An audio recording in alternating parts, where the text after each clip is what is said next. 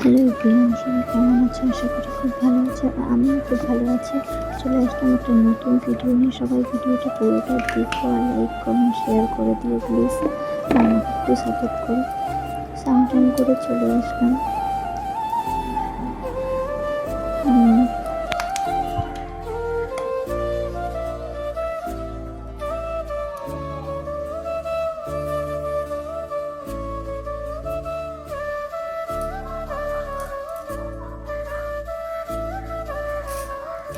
এখানে আমি রেডি হচ্ছি একটু, তারপর পুজো দেবো। পুজো বলতে আমার শাশুড়ি দেয় না, আমার ঠাকুর রেখেছি, সেখানে আমি প্রত্যেক দিন স্নান করে একটা করে ধূপ জ্বালিয়ে দিই। তো রেগুলার যেটা করি।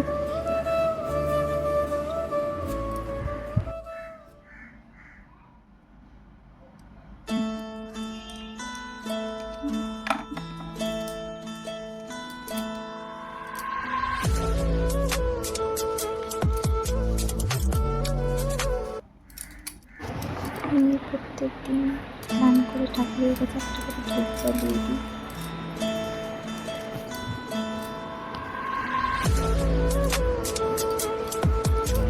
এখানে স্নান করে মাথা ছাড়ছিলাম।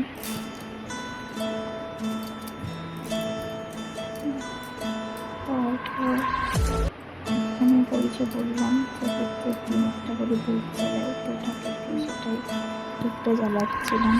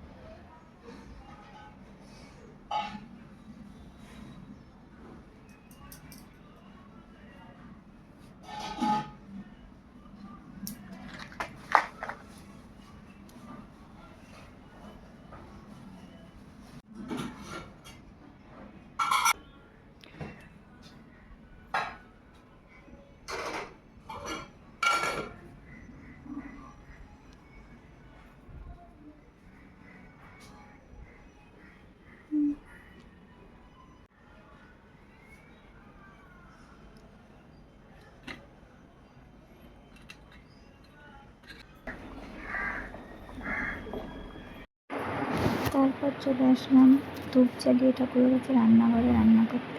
তো ভাত করে হয়ে গেছে, তো এটা ডাল সিদ্ধ করা ছিল, ডালটা করে নিলাম।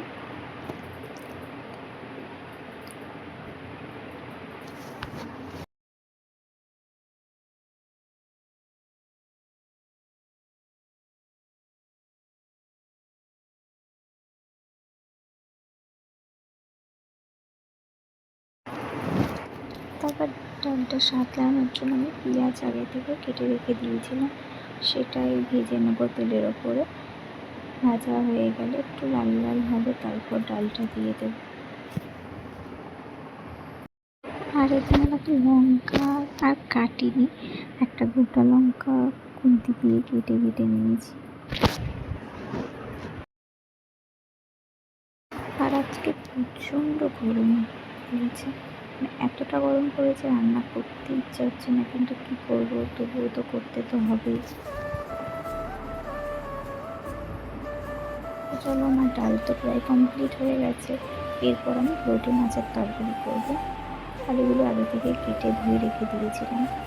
তেলটা গরম হয়ে গেলে আমি আলুটা দিয়ে ভেজে নেব।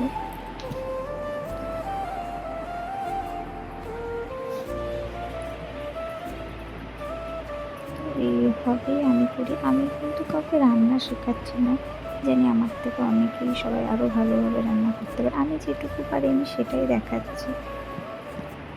তো আমি এখানে নুন হলুদ দিয়ে আলুটাকে ভেজে নেবো ভালো করে, তারপর মাছগুলো দিয়ে দেবো এর মধ্যে। তারপর পেঁয়াজ লঙ্কা এগুলো রেখে দিয়েছিলাম কেটে, তো এগুলো দিয়ে দিলাম।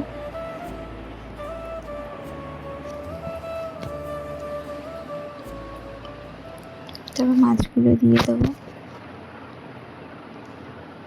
আর আমি একটা জিনিস করি, লোটে মাছের যে কাঁটাগুলো থাকে না, ওগুলো না রান্না করলে পুরো ছোট ছোট মতো দানা দানা মতো মানে না মুখে পড়ে, আমার ওটা বিরক্ত লাগে।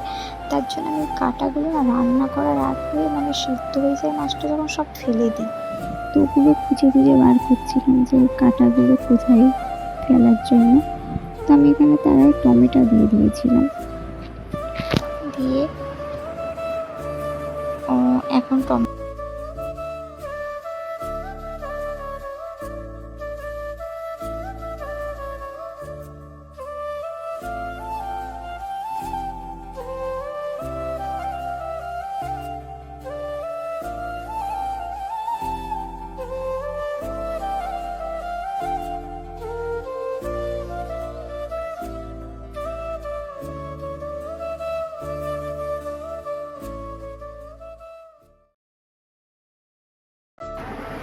কী করছিলাম বলতো, ওই যে বললাম না আমার কাঁটাটা ভালো লাগে না, সেগুলোই বেছে বেছে ফেলছিলাম। তো লঙ্কার গুঁড়ো দিয়ে দিলাম, আর একটু তেল দিলাম, তেল মনে হচ্ছিল কম হচ্ছিল।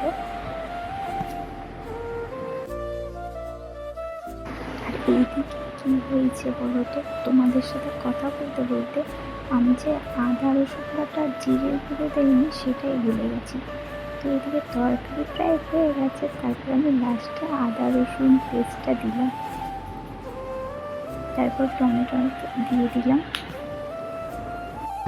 তোমাদের জন্য এত কষ্ট করে ভিডিও বানাই, তোমরা একটু সাপোর্ট করো আমাকে, ব্যাস তাতেই হবে। আর এদিকে দেখো খেয়ে স্নান হয়ে গেছে, পুরো গরমে এত কষ্ট হচ্ছিল কী বলবো। আমার তো রান্না শেষ, ঘরে আসলাম, কাজ থেকে চলে এসেছি, আমার রান্নাগুলো সব কমপ্লিট হয়ে গেছে। আর সবার খাওয়া গেছে, আমরা দুজনে খাই, কিন্তু আমরাও খেয়ে নেবো এবার।